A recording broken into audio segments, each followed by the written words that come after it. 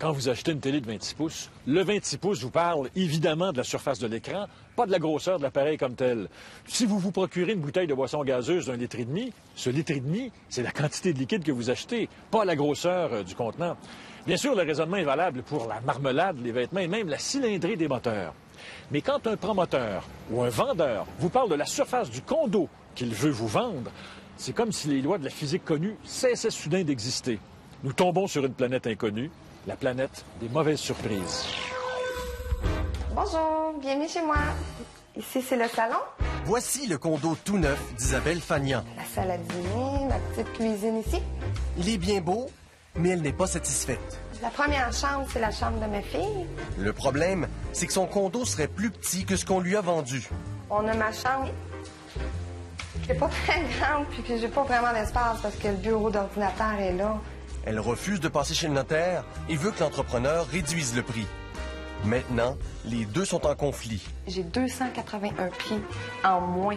Tu sais, là, au début, elle me demandait 26 000, alors que les juges en demandent 1 000. Qui me donne quelque chose qui a du bon sens aussi, non? J'ai aussi affaire de quitter les lieux, ce qu'elle ne fait pas. Moi, tout ce que je voulais, c'est de notarier, d'être satisfaite. Elle est bien logée pour pas cher.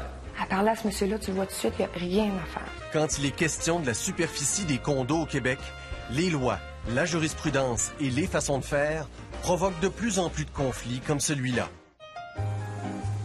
Il y a 1 an, dans ce restaurant de Sainte-Julie près de Montréal, Allô? Bonjour. Isabelle Fagnan magasinait l'achat d'un condo en construction. J'ai parlé à une dame de la salle. Elle m'a donné rendez-vous ici au Tim Hortons, à Sainte-Julie, pour regarder, pour voir si le condo me satisfaisait sur place. Elle m'a offert un condo à 1200 pieds carrés, à 129 900 $. Sur place, la division était belle, la grandeur était belle aussi, avec un enfant de 4 ans, il y avait beaucoup de jouets. J'ai signé. Quand vous êtes sorti d'ici, Oui. comment vous vous sentiez? Ah, j'étais heureuse. Je venais de m'acheter un condo, là, puis une place à vivre avec ma fille. Non, j'étais vraiment contente. J'ai appelé tout le monde. J'ai dit, j'ai un condo. Le 1er juillet 2005, Isabelle Fagnan et sa fille emménagent. Tout de suite, en emménageant, je voyais que c'était petit, là, pour un 1200 pieds carrés. Surtout en plaçant mes meubles. J'étais en appartement avant, et puis ici, là, c'était pas bien plus grand. Là. Les soupçons d'Isabelle Fagnan ont été confirmés quand elle a pris connaissance du certificat de localisation de son condo, les mesures officielles de l'arpenteur géomètre.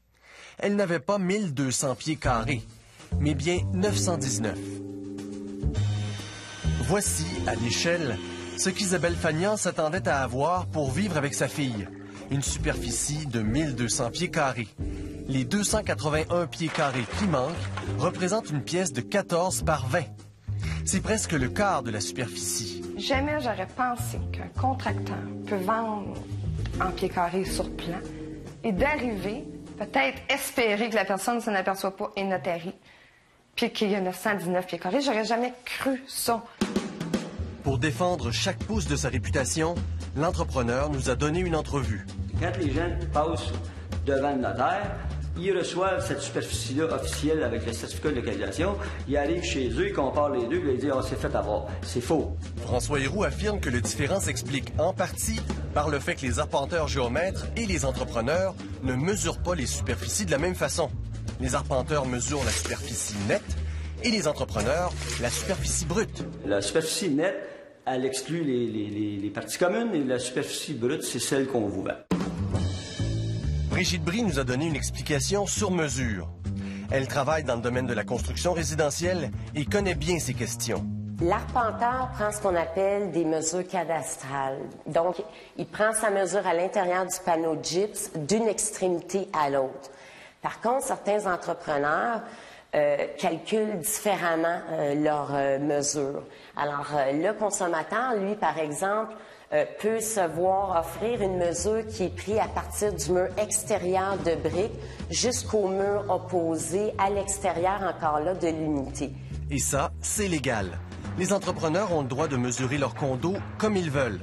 Certains débordent même sur les balcons. Il faut être très vigilant au niveau là, de l'achat qu'on fait, puisque les mesures peuvent changer d'une centaine de pieds carrés à peu près par unité.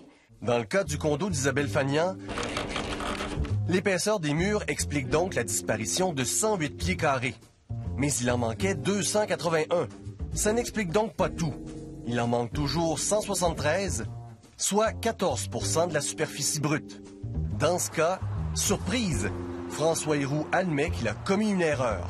Ici, exceptionnellement, j'ai modifié le périmètre, puis j'ai oublié, je l'avoue, je fais mon mea culpa, j'ai oublié de soustraire cette superficie-là en l'inscrivant sur l'offre d'achat.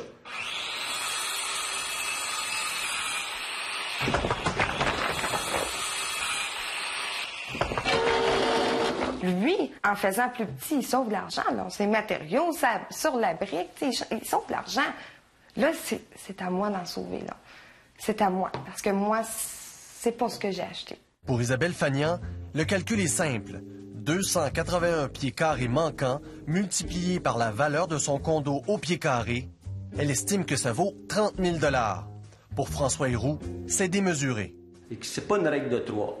J'ai peut-être rapetissé sa superficie brute de 14 %, mais le terrain, lui, il n'a pas rapetissé. Le gazon est la même chose, les bordures, l'asphalte, les arbres, les trottoirs, elle n'a pas tout perdu, elle n'a pas perdu 14 % de tout ce qui existe dans cet achat-là. François Héroux est prêt à dédommager Isabelle Fagnan.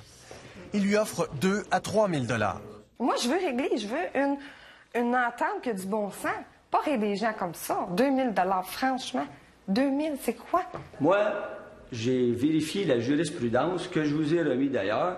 Il y a 2 causes similaires à ma situation. On parlait de 20 % à ce moment-là de différence. Le juge a accordé 1 000 $ de dédommagement. Fait que 3 000 $, c'est pas beaucoup, mais c'est 3 fois plus que 2 jurisprudences que je vous ai remis, dont une de la Cour d'appel. Les gens se disent, écoutez, moi, si j'ai 20 % de moins de superficie habitable, j'aurais dû payer mon unité 20 % de moins. Et les tribunaux ont rejeté ce mode de calcul. Yves Jolicoeur est avocat en droit de la copropriété. Il confirme que les juges ne sont pas très généreux, surtout quand les condos prennent de la valeur. Alors, c'est bien difficile de prétendre qu'on a subi un dommage lorsqu'on vient de faire un profit de 50 000 $. Les juges n'ont pas tendance à aller vers une indemnisation lorsqu'il y a un profit au bout de l'exercice. Donc, pas sûr qu'Isabelle Fagnan peut espérer plus, puisque son condominium a déjà pris de la valeur. Une situation qu'elle trouve aberrante. Quand on va dans un magasin d'électronique, on achète une TV de 27 pouces. On en reçoit une de 19 pouces. On va se faire rembourser.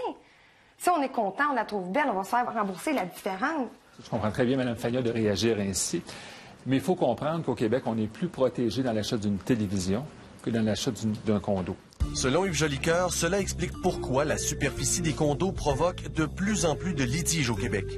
Il croit que le gouvernement provincial doit prendre la mesure du problème et mettre ses lois à jour au plus vite pour rendre les règles du jeu claires pour tout le monde.